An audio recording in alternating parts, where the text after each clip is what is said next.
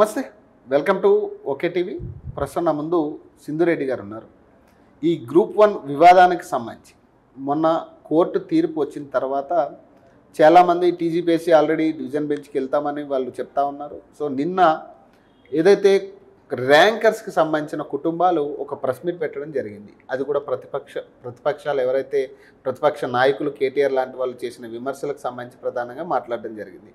3 కోట్లకు ఒక ఉద్యోగం కొనుక్కున్నారనే అంశం మీద. సో వాళ్ళు చెప్తున్న మాట, వాళ్ళు చెప్తున్న వర్షన్ ఒకలా ఉంది. సో ఇక్కడ నా ముందు నిరుద్యోగులు ప్రధానంగా గ్రూప్ 1 రాసి ఇక్కడ అవకతవకలు జరిగే రిజల్ట్లో అనే దాని మీద మాట్లాడుతూ ఉన్నారు. ఒకసారి మాట్లాడే ప్రయత్నం చేద్దాం. అసలు నిజంగా ఇక్కడ అవకతవకలు జరిగాయి? ఎందుకంటే నిన్న మాట్లాడిన వాళ్ళందరూ కూడా చాలా ట్రాన్స్పరెంట్గానే రిజల్ట్ వచ్చింది అని వాళ్ళు చెప్తా ఉన్నారు. సో ఎక్కడ ఈ లోపం వస్తూ ఉంది? ఎందుకంటే ఇద్దరూ కూడా గ్రూప్ 1 అభ్యర్థులే, వాళ్ళు గ్రూప్ 1 అభ్యర్థులే, వీళ్ళు గ్రూప్ 1 అభ్యర్థులే. మరి ఇక్కడ 2 వర్షన్స్ కనపడతా ఉన్నాయి. మాట్లాడే ప్రయత్నం చేద్దాం. నమస్తే అండి. నమస్కారం. సో ఇందాక నేను చెప్పినట్టుగా 2 వర్షన్స్ కనపడతా ఉన్నాయి. వాళ్ళ ర్యాంకర్స్ చెప్పే వర్షన్ అంతా కూడా ట్రాన్స్పరెంట్గానే రిజల్ట్ వచ్చింది.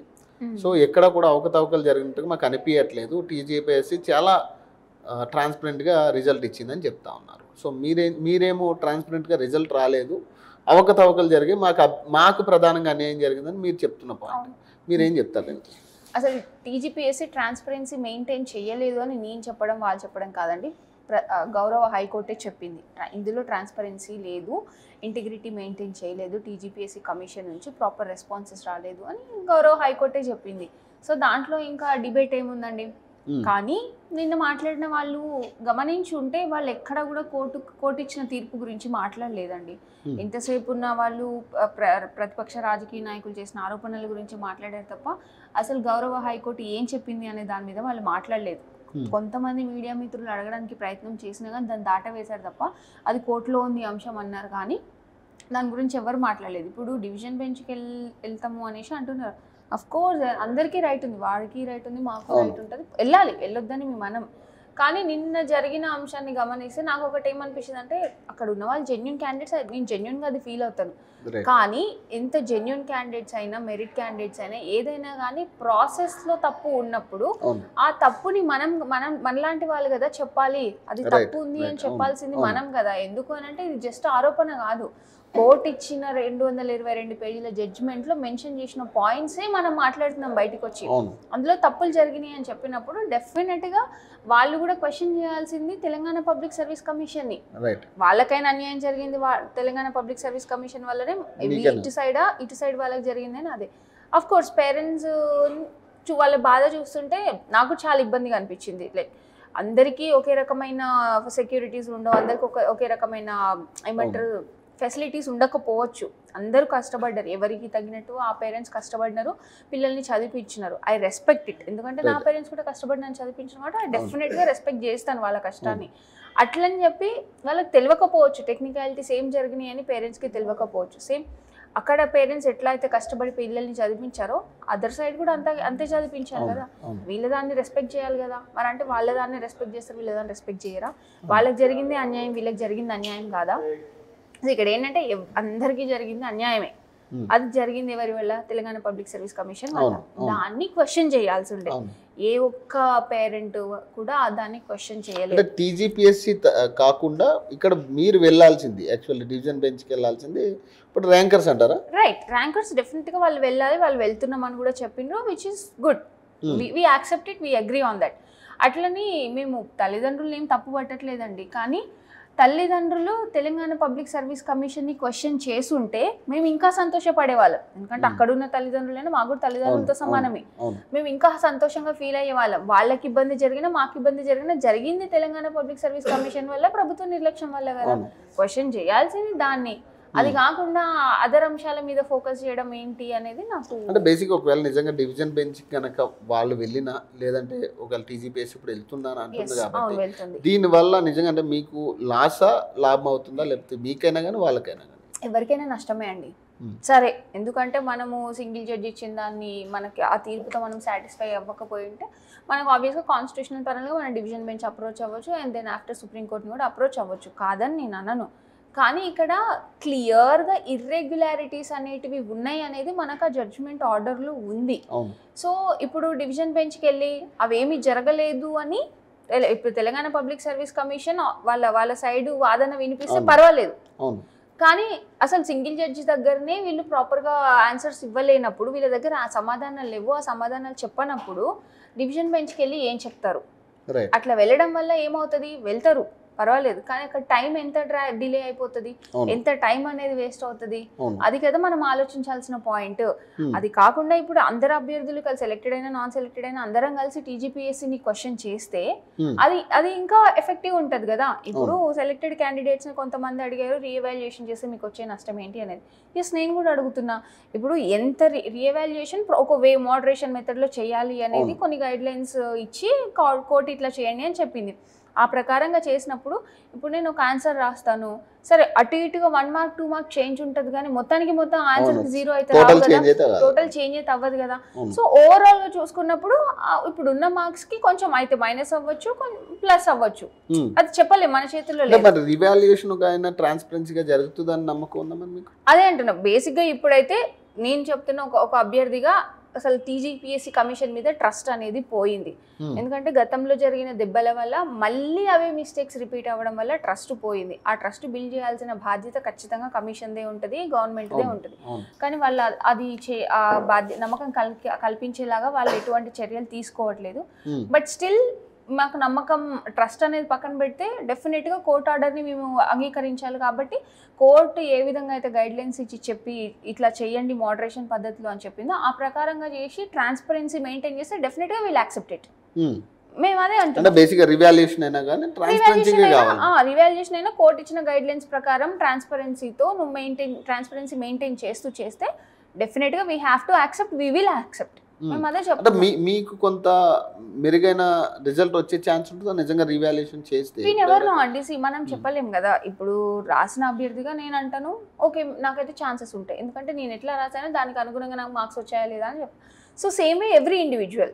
సరే కొంతమందికి కాన్ఫిడెన్స్ ఉండకపోవచ్చు, అటు ఇటు అవుతే మళ్ళీ నాకు ఆ జాబ్ పోతుందేమో అని ఉండొచ్చు, దాన్ని నేను రెస్పెక్ట్ చేస్తాను. ఎందుకంటే కష్టపడి వచ్చినప్పుడు అరే లిస్ట్లో ఉన్నా నేను అని హ్యాపీగా ఫీల్ అయిన మూమెంట్స్, మళ్ళీ ఆ మూమెంట్స్ అన్నీ పోతున్నాయి అని అంటే ఎవరికైనా బాధ ఉంటుంది. కానీ ఇక్కడ ప్రాసెస్లో తప్పు ఉంది కదా. ఆ తప్పుతో మనము ఒక ర్యాంకర్గా నిలబడేదానికంటే ఆ తప్పుని కరెక్ట్ చేసి దాని నుంచి మనకి ఏ ర్యాంక్స్ వస్తే దాని ప్రకారం మనం వెళ్తే బాగుంటుంది కదా. ఇప్పుడు కొంచెం లెట్స్ 300 ర్యాంక్ వచ్చిన మెంబర్ ఉందనుకో, వాళ్ళ ఫార్చ్యూన్ బాగుండి ఇంకా వాళ్ళకి 290s 280s ర్యాంక్ రావచ్చు, ఇంకా బెటర్ జాబ్ నెక్స్ట్ లెవెల్ వెళ్ళొచ్చు, కొంతమంది ఇంకా కిందకి వెళ్ళొచ్చు. వీ నెవర్ నో కదా, మనం రాసిన దాన్ని బట్టే ఉంటుంది. అంటే బేసిక్ ఇక్కడ అంటే Telugu medium versus English medium అనేది జరుగుతూ ఉంది కదా. ఈ తెలుగు మీడియం వాళ్ళకి కొంత ఇబ్బంది జరిగింది ఖచ్చితంగా, ఇక్కడ అనుమానాలు మనకి కనపడతా ఉన్నాయి. అదే అక్కడ కూడా కొంతమంది 9% మంది ఎవరైతే తెలుగు మీడియం వాళ్ళకి ఉద్యోగాలు వచ్చినాయో వాళ్ళు కూడా రావడం జరిగింది. వాళ్ళు కూడా ఇదే పాయింట్లు ఏమైనా ఇస్తారు. ఇప్పుడు అందరూ ఎగ్జామ్స్ రాసినప్పుడు అందరికి ఒకటే రిజల్ట్ రాదు కదన్నా. సో ప్రధానంగా వాళ్ళ మెరిట్ బట్టి వాళ్ళకి రిజల్ట్ వస్తుంది.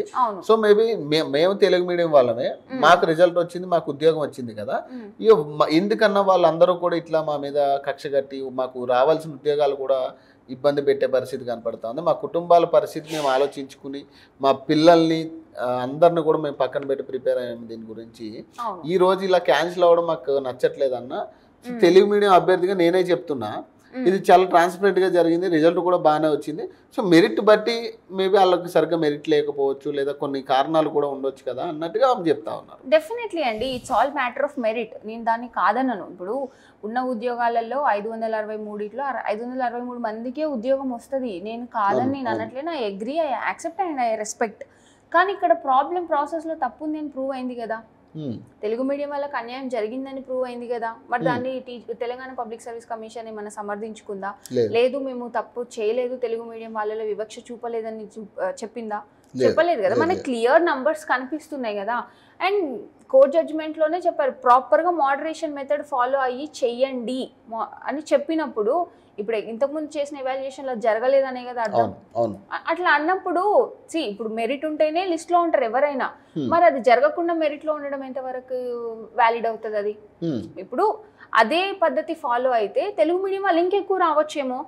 రైట్ హూ నోస్ ఇంకెక్కువ రావచ్చేమో. ఇప్పుడున్న 9% కాస్త ఇంకో 20% అవ్వచ్చు, 30 అవ్వచ్చు, చెప్పలేం కదా. అట్లా కొంతమంది అభ్యర్థులు నష్టపోయిన వాళ్ళు ముందుకు రాగలుగుతారు. సో ప్రాసెస్ కరెక్ట్ ఉండాలి అనేది is primary point, primary question, primary thing. అంటే నిన్న వాళ్ళ ప్రెస్ మీట్ తల్లిదండ్రులు మాట్లాడుతున్న విధానం, ఈ ప్రెస్ మీట్ చూసిన తర్వాత మీకేమనిపించింది, మీ ఒపీనియన్ ఏంటి? నాకు అనిపించింది అంటే డెఫినెట్గా నాకైతే నిజంగా జెన్యున్గా చెప్తున్నా, నాకు కూడా బాధ అనిపించిందండి. ఆ పొజిషన్లో ఉన్న పేరెంట్స్ కానీ, ఆ పొజిషన్లో ఉన్న మా ఫెలో ఆస్పిరెంట్స్ కానీ, that is a tough time అని నేను బిలీవ్ చేస్తాను. దాన్ని నేను తప్పు పట్టాను. అక్కడ ఉన్న వాళ్ళందరూ జెన్యున్ కాదని కూడా నేను అనను. అందులో ఇప్పుడు మనకి ఇర్రెగ్యులారిటీస్ అనేటివి ప్రూవ్ అయినాయి. ఆ ఇర్రెగ్యులారిటీస్లో అర్హత లేని వాళ్ళు ఒక్కరు వచ్చినా కానీ అందరికి అన్యాయం జరిగినట్టే. ఇప్పుడు ఎందుకంటే కోర్టు ఏమంటే ఒక్కరికి అన్యాయం జరిగినట్టే, అది తప్పన్నట్టే కదా. సో 563 మందిలో అందరూ పైసలు పెట్టి కొనుక్కున్నారని ఎవరు క్లెయిమ్ చేయలేదు. ఇదే మేము కూడా మాట అనట్లేదు. ఒకరున్నారో, ఇద్దరున్నారో, ముగ్గురున్నారో మనకు తెలీదు, ఉండొచ్చు, ఉండకపోవచ్చు కూడా. కానీ ఇక్కడ ఎంటైర్ థింగ్ ఏంటి, ప్రాసెస్ తప్పు కదా. ప్రాసెస్ ని కదా మనం క్వశ్చన్ చేయాల్సింది, ప్రాసెస్ ని కదా మనం ఛాలెంజ్ చేయాల్సింది. అలాగే ఛాలెంజ్ చేసినాం, అది ప్రూవ్ అయింది. సో మనం కమిషన్ ని క్వశ్చన్ చేయాల్సింది ఇది కదా. మీ వల్ల మాకు అన్యాయం జరిగింది, దీన్ని మీరు ప్రూవ్ చేయండి, ఇట్లా జరగలేదు అని చెప్పండి అని కదా క్వశ్చన్. అది అనేది నాకు అక్కడ కనిపించలేదు. ఎమోషనల్ గా వాళ్ళు మాట్లాడుతున్న విధానం చూస్తున్నప్పుడు అంటే మీకు అనిపించింది అంటే ఇష్యూని డీవియేట్ చేయడం కోసం ఎమోషనల్ గా దాన్ని ఎమోషనల్ డైరెక్షన్ లో తీసుకెళ్లారు అనేది మాత్రం చాలా క్లియర్ గా కనిపిస్తుంది. ఇప్పుడు అట్లా అంటే ఆ మాట కోసం మరి 563 మంది అభ్యర్థులు నిన్న కనిపించారా? కనిపించలేదు. అందరు రావడానికి పాసిబిలిటీ ఉండదు. We agree, we accept it. కానీ ఈ ఎంటైర్ థింగ్ అంతా ఒక ఎమోషనల్ డైరెక్షన్లో తీసుకెళ్ళాలి అని అంటే ఇప్పుడు మేము 1000 మంది అభ్యర్థులు మా తల్లిదండ్రుల్ని కూడా తీసుకొచ్చి చూపిస్తామండి అందరం. మా దాంట్లో కూడా మంచిగా ఉన్న అంటే ఫినాన్షియల్గా కంఫర్ట్ ఉన్న తల్లిదండ్రులు ఉంటారు, కష్టపడి చదివించే వాళ్ళు ఉంటారు. అన్ని ఇప్పుడన్న సెలెక్టెడ్ క్యాండిడేట్స్ తల్లిదండ్రులు ఎట్లాంటి ఫేజెస్లో అంతకంటే వర్స్ ఫేజ్లో ఉండొచ్చు, ఆ ఫేజ్లోనే ఉన్నారు. అవును, అది మనం కాదని డినై చేయలేని ఫ్యాక్ట్. ఇప్పుడు రిచ్ ఉండొచ్చు, పూర్ ఉండొచ్చు, ఎట్లనే ఉండొచ్చు. తెలుగు మీడియం వాళ్ళు ఉండొచ్చు, ఇంగ్లీష్ మీడియం ఉండొచ్చు, ఉర్దూ మీడియం ఉండొచ్చు. ఇక్కడ కూడా కష్టపడే వాళ్ళు ఉన్నారు, అక్కడ కష్టపడి అక్కడ దాకా వెళ్ళినారు, ఇక్కడ కూడా ఉన్నారు. అట్లనే వీళ్ళ మనోభావాలను ఎట్లా దెబ్బతీస్తా అంటారు మీరు? నేనేమంటా అంటే ఇబ్బందులు అయినాయి, కానీ తల్లిదండ్రులుగా మీరు అందరి గురించి ఆలోచించినారు కదా. ఒక్క మీ పిల్లలకి అన్యాయం జరిగింది అనకుండా ఎంటైర్గా ఇందులో తప్పులు జరిగినాయి కదా, ఆ తప్పులు ఎందుకు జరిగినాయి అని కమిషన్ని ప్రశ్నించండి అందరి తరపున. అంటే కమిషన్ క్వశ్చన్ చేయడం అనేది మీరు అనేది కమిషన్ ని క్వశ్చన్ చేయాలి కదా. సో ఎందుకు ఇక్కడ అనే దాని మీద మీరు మాట్లాడుతున్నారు. కానీ వాళ్ళు చెప్పేది ఏంటంటే 3 కోట్లకు ఉద్యోగాలు అమ్ముకున్నారు అని చెప్పి ఏదైతే మాట్లాడుతున్నారో, మేము 3 కోట్లకు కొన్నాం అని ఏదైతే మాట్లాడుతున్నారో, రాజకీయంగా మమ్మల్ని లాగొద్దు అనేది ఇక్కడ తల్లిదండ్రులు ప్రధానంగా నిన్న మాట్లాడారండి. రాజకీయంగా ఇప్పుడు కేటీఆర్ ప్రతిపక్షాలు ఆరోపించినాయి, అందులోకి మీరెందుకు వెళ్తున్నారు అనేది నేను అంటాను. ఇప్పుడు జెన్యున్గా మెరిట్ బేస్డ్ వచ్చినారు అంటే అంటారు లైక్ అది ఖండించకపోతే అదే నిజమవుతుంది అంటే. ఇప్పుడు రాజకీయ పార్టీలు అనేటివి ఏ రకంగా ఎట్లనైనా కామెంట్స్ చేస్తాడు, మనం దాని గురించి ఇక్కడ కుటుంబాలు కదా వాళ్ళు అనేది కూడా కుటుంబాలు కదా, వీళ్ళు కొన్నారు కుటుంబాలు అంటే ఇప్పుడు నేనున్నా అండి, నేను ఎంత చదివాను ఏం చేశానని నా కుటుంబంకి తెలుసు కదా. సొసైటీలో రకరకాలుగా మాట్లాడితే దాని గురించి అంతా మనం పట్టించుకోవాల్సిన అవసరం లేదు అనేది నేను బిలీవ్ చేస్తా. అందరూ బిలీవ్ చేయొచ్చు చేయకపోవచ్చు, కానీ నేను అట్లా బిలీవ్ చేస్తా. ఇప్పుడు రాజకీయ పార్టీలు అన్నాక రకరకాల ఆరోపణలు చేస్తే ప్రతిదానికి సమాధానం చెప్పుకుంటూ పోతే మరి రోజు ఒక ప్రెస్ మీట్ పెట్టాల్సి వస్తుంది. పెట్టడానికి సిద్ధంగా ఉంటారా అట్లా అది కాదు కదా. మీరు నమ్ముతారా ఇది అమ్ముకున్నారు ఏదైతే ఉద్యోగాలు అనే ఆరోపణ మీరు నమ్ముతారు? Definitely there is a possibility అండి, పాసిబిలిటీ ఉంది అని మేము బిలీవ్ చేస్తాం. ఎందుకు అని అంటే మీరు గమనించుంటే హాల్ టికెట్ నెంబర్స్ డిఫరెంట్గా ఉన్నాయి ప్రిలిమ్స్కి మెయిన్స్కి. And the same time exams అయిపోయిన రోజు ఇచ్చిన ఎంతమంది క్యాండిడేట్స్ అటెండెన్స్ ఇచ్చిన ఫిగర్, జిఆర్ఎల్ ప్రింట్ చేసిన ఫిగర్లో 10 మెంబర్స్ డిఫరెన్స్ అనేది ఉంది. మరి ఆ డిఫరెన్స్ ఎందుకు వచ్చింది కమిషన్? దీనికి సంబంధించిన సమాధానం కమిషన్ ఇవ్వాలి అని మనం అందరం డిమాండ్ చేయాలి. ఎక్కడ ఇచ్చిందని సమాధానం ఇవ్వలేదు కదా. 222 పేజెస్ లో మనం చూస్తే అర్థమవుతుంది. సో అటు సెలెక్టెడ్ క్యాండిడేట్స్ అయినా నాన్ సెలెక్టెడ్ క్యాండిడేట్స్ అయినా ఈ విషయం మీద క్వశ్చన్ చేయాల్సింది కమిషన్ ని. మీరు ఎట్లా డిఫరెన్స్ ఇస్తారు? ఎందుకంటే బయోమెట్రిక్స్ తీసుకున్నాక యాక్యురేట్ డేటా ఉంటుంది, ఉన్నప్పుడు కూడా ఎందుకు డిఫరెన్స్ వచ్చింది? డేటాలోనే కొంత ఇబ్బందులు జరిగాయి అనేది కదా పాయింట్. ఇప్పుడు ఇక్కడ ఎందుకు జరుగుతాయి ఇబ్బందులు జరగకుండా చూసుకోవాల్సిన బాధ్యత కమిషన్ది కదా. ఆ బాధ్యత మర్చిపోయింది కమిషన్ కదా. నేను అనేది అది, ఇబ్బందులు జరగకుండా చూసుకునేది ఎవరి బాధ్యత?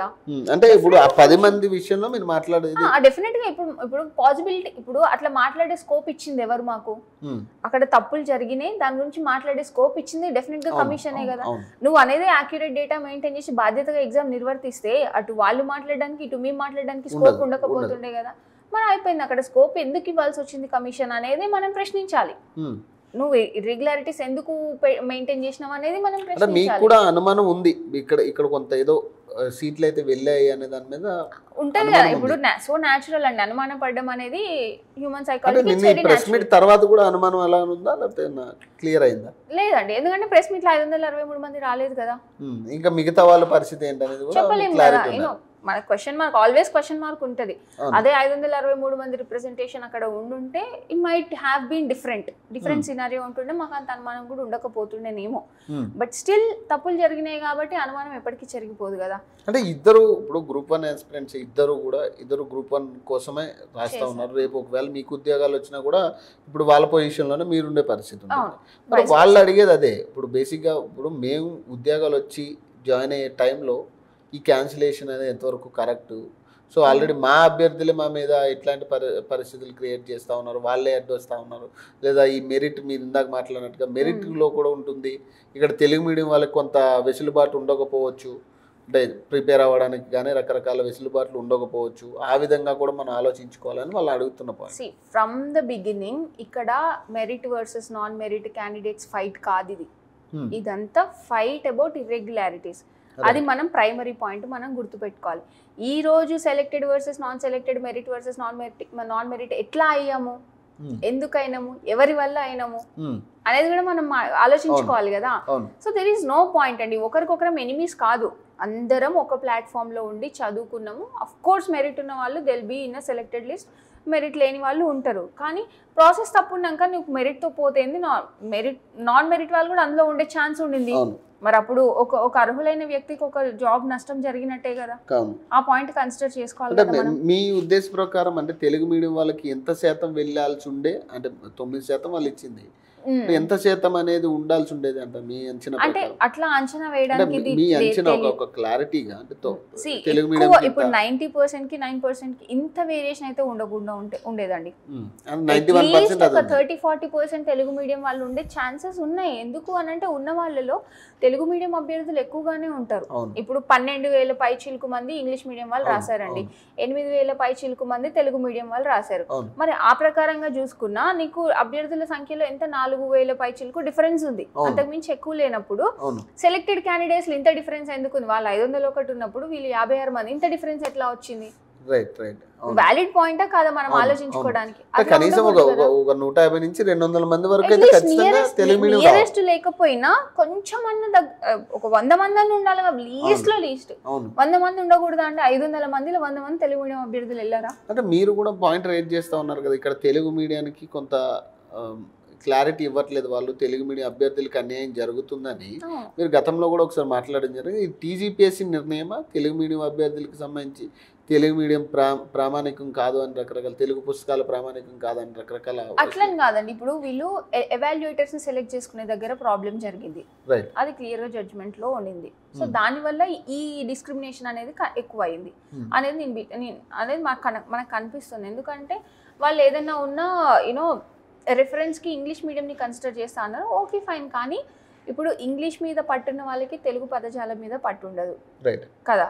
సో అట్లా ఇప్పుడు నేను ఇంగ్లీష్ మీడియం చదువుకొని పోయి తెలుగు మీడియం వాళ్ళ పేపర్ కరెక్షన్ చేయమన్నప్పుడు నాకు అర్థం కాక ఎక్కువ తక్కువ మార్కులు వేస్తూ ఉంటాను. అట్లనే వివక్ష కనిపించింది, అట్లే జరిగింది కదా. ఒకవేళ డివిజన్ బెంచ్కి వెళ్తే మీకు ఎట్లాంటి పరిస్థితి ఉంటుంది? ఒకవేళ డివిజన్ బెంచ్ స్ట్రాంగ్లీ బిలీవ్ అండి, ఎందుకంటే సింగిల్ జడ్జి దగ్గర రైజ్ చేసిన క్వశ్చన్స్కి తెలంగాణ పబ్లిక్ సర్వీస్ కమిషన్ అనేది ప్రాపర్ ఆన్సర్స్, ప్రాపర్ కౌంటర్ ఇవ్వలేకపోయింది. మనకు ఆ జడ్జ్మెంట్ కాపీలో మనకు ఇప్పుడు ఇవ్వచ్చేమో కదా బేసిక్. అదే ఇప్పుడు ఇచ్చినప్పుడు మరి సింగిల్ జడ్జి బెంచ్కి ఎందుకు ఇవ్వదు? ఒకవేళ నిజంగానే సమాధానం వాళ్ళ దగ్గర ఉండుంటే సింగిల్ జడ్జి దగ్గర ఇవ్వాలి కదా. ఎవరు కూడా ఎక్కడైనా అండి, ఏ కేసులో అయినా అటు పిటిషనర్స్ కానీ ఇటు రెస్పాండెంట్స్ కానీ కేసు ఓడిపోవాలని ఎవరు కోరుకోరు. ఎవరైనా కేసులో విన్న వాళ్ళనే చూసినప్పుడు సమాధానం ఉంచుకొని సింగిల్ జడ్జి దగ్గర ఎందుకు ఇవ్వకుండా ఉంటారు కదా. డెఫినెట్ గా ఇక్కడ ఇవ్వలేదు అంటే అక్కడ వాళ్ళకి సమాధానం ఉండదు. కాకపోతే ఏ బేసిస్ లో వాళ్ళు ఆర్గ్యుమెంట్స్ చేస్తారనేది we have to wait and see.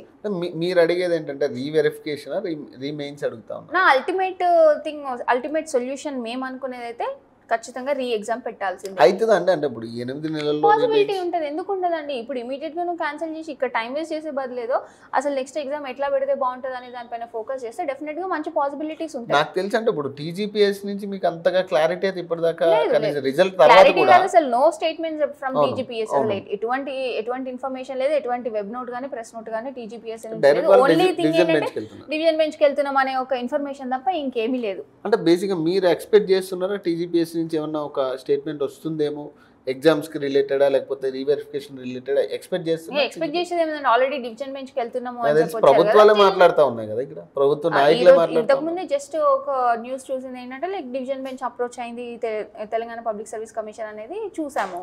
So ఇక్కడ ప్రభుత్వాలు ఆటోమేటిక్గా రెస్పాండ్ అవుతాయి. మళ్ళీ సేమ్ టైం కాంట్రాస్ట్కి ఏమంటారు, Telangana public service commission autonomous body, మాకు సంబంధం లేదు అంటారు. ఇంకో పక్కనే మేము ఇది చేస్తాం అది చేస్తామని మాట్లాడతారు.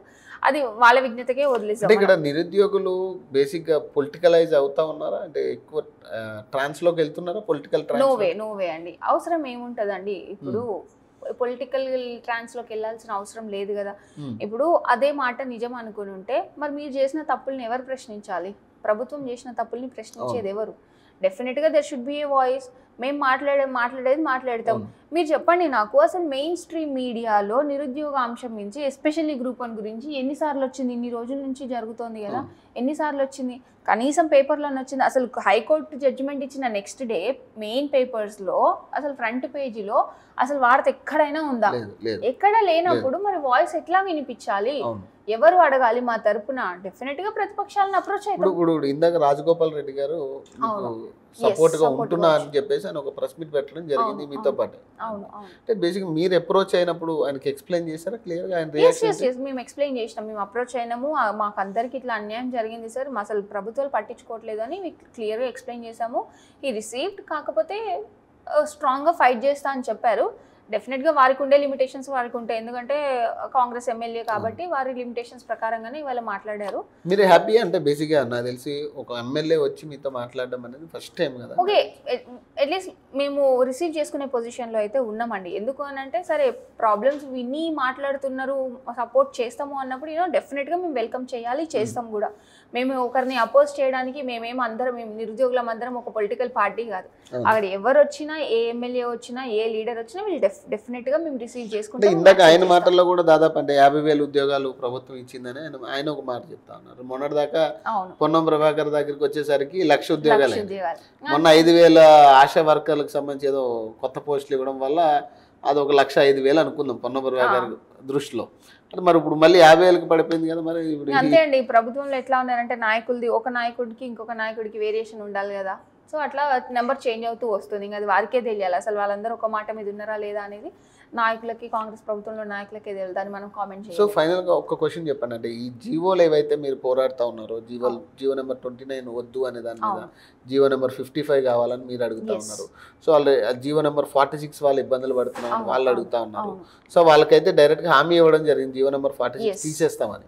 సో మళ్ళీ ఇప్పుడు మొన్న కోదండరామ్ గారు కలిసినప్పుడు నిరుద్యోగులు చెప్పిన మాట మళ్ళీ ఇదే జీవోలతో కంటిన్యూ అవుతాయి వచ్చే నోటిఫికేషన్లు ఏవైనా కూడా అని చెప్తా ఉన్నారు. మరి మీరేం చెప్తారు? స్టేట్లో మోస్ట్ రెస్పెక్టెడ్ పర్సన్ అని చెప్పుకుంటారు, ఆయనకు ఒక కైండ్ ఆఫ్ రెస్పెక్ట్ ఉన్నా ఆ మనిషే జీవో 29తో పోతాం మేము ముందుకి, మీకు ఏమంటారు బలహీన వర్గాలకు అన్యాయం చేస్తాము అన్నాక ఇంకేం మాట్లాడాలండి?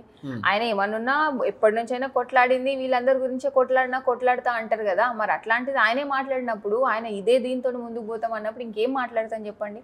వాళ్ళకు ఉండాలి. వాళ్ళు అసలు తెలంగాణ స్థితిగతుల్ని ఎప్పటి నుంచో చూస్తూ వచ్చిన వాళ్ళు అసలు ఎట్లా ఉంది పరిస్థితి అనేది మాకంటే ఎక్కువ వారికే చాలా తెలుసు, చాలా నాలెడ్జ్ ఉంది.